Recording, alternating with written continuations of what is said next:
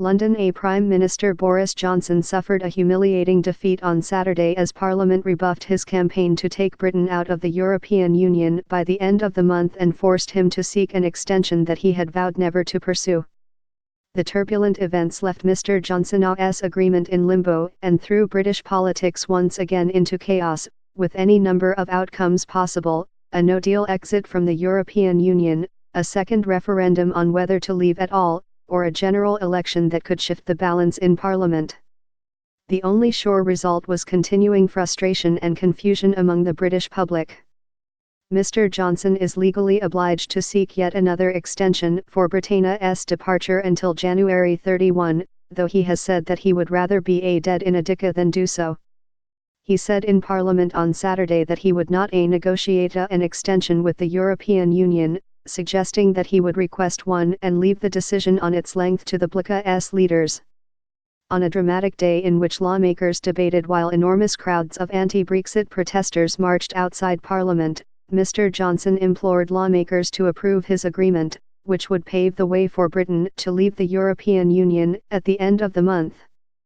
The Prime Minister argued that it was the best deal Britain could hope to strike, one that, in his telling, would position the country for a thriving future as an agile, free agent in the global economy, and that any further delay would be pointless, expensive, and deeply corrosive of public trust.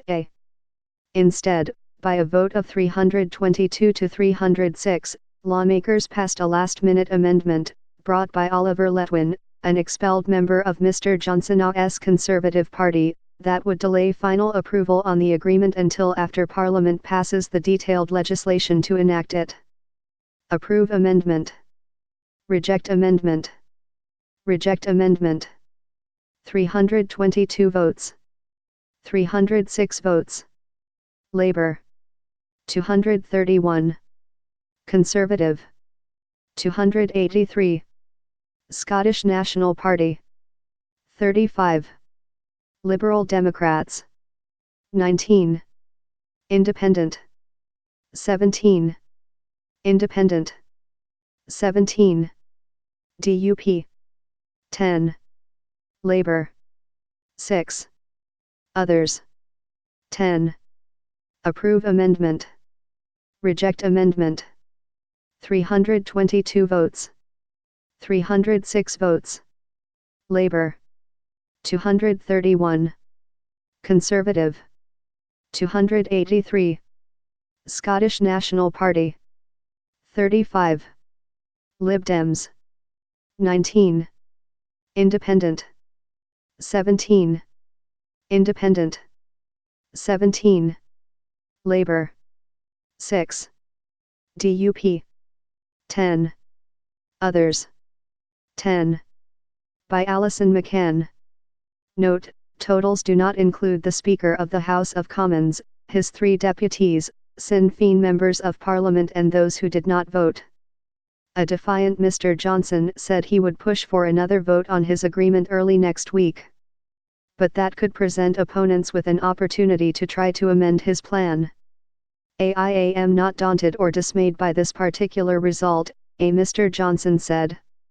Still, it was a stinging setback for the Prime Minister, and as with his previous defeats in Parliament, one that came at the hands of a former member of his own party.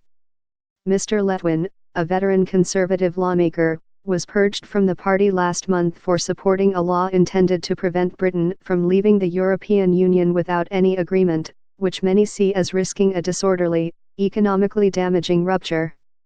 Mr. Letwin, who supports Mr. Johnson's Brexit deal, argued that the amendment was simply a safety net to prevent pro-Brexit hardliners from sabotaging the implementing legislation and, in the ensuing political vacuum before the October 31 deadline, engineering the no-deal rupture that some want. Yet some opponents of Mr. Johnson's Brexit deal supported the Letwin amendment, in hopes that further delays might open the door to other options. For the Prime Minister, who has staked his claim to 10 Downing Street on delivering the withdrawal, the amendment was another in a series of setbacks in Parliament, preventing him from forcing lawmakers into a binary decision on whether to support his plan.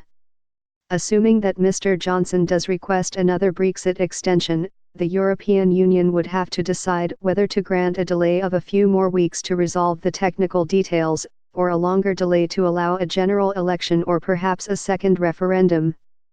Meeting on a Saturday for the first time since the Falklands War in 1982, members of the House of Commons rose, one after the other, to fervently endorse or reject Mr. Johnson's deal.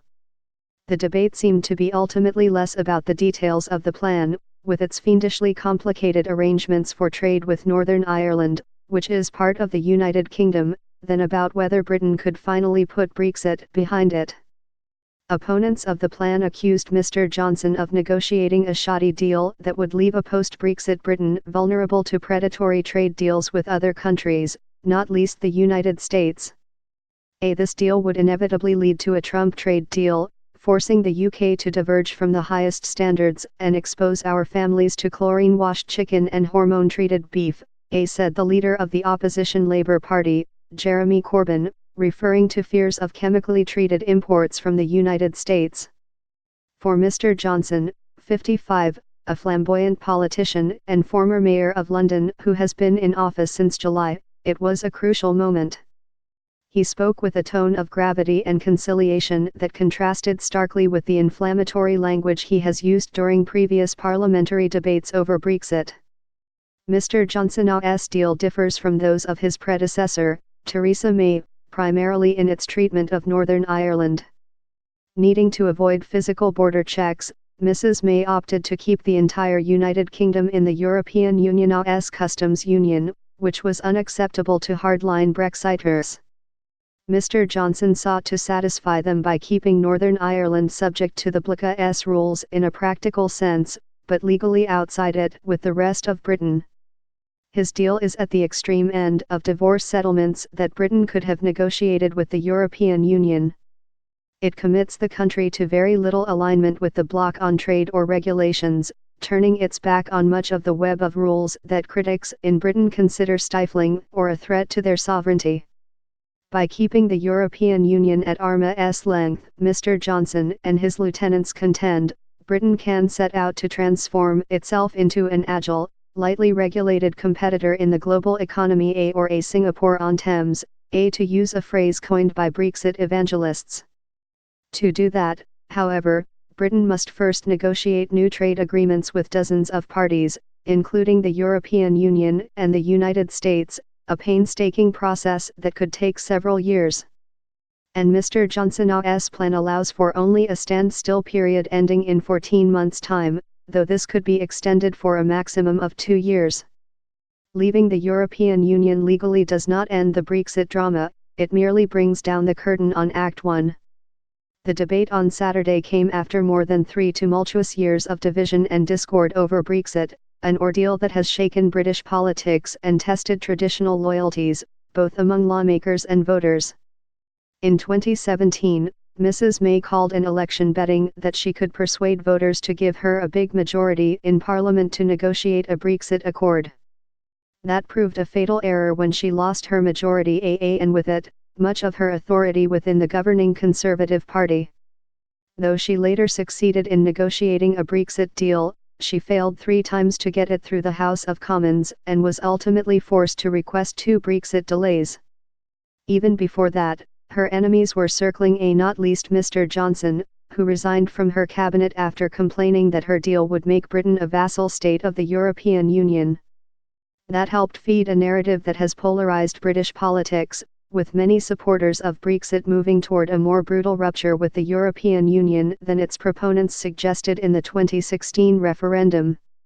At the same time, Brexit opponents became less inclined to settle on a compromise that they saw as the worst of both worlds. Voters increasingly came to identify themselves more as a Leaversa or a Remainer than by traditional loyalty to any party. Facing competition from the Brexit Party, led by Nigel Farage, the Conservatives have now embraced a hardline form of exit, a transition that gained momentum last month with the purge of 21 Conservative rebels, including Mr. Letwin. The Labour Party still says it wants to negotiate a different, softer Brexit deal, and would put that to a referendum, with remaining in the European Union being the alternative. The smaller and more pro-European Liberal Democrats say they would stay in the bloc without holding a second vote. But while political sentiment has fled the centre ground, there is a growing sense of exhaustion among many voters about Parliament's endless haggling over Brexit. That has proved a powerful weapon for Mr. Johnson, who has argued that he would get Brexit done even if the reality is that Britain's legal departure from the European Union is only a stage in a much longer process.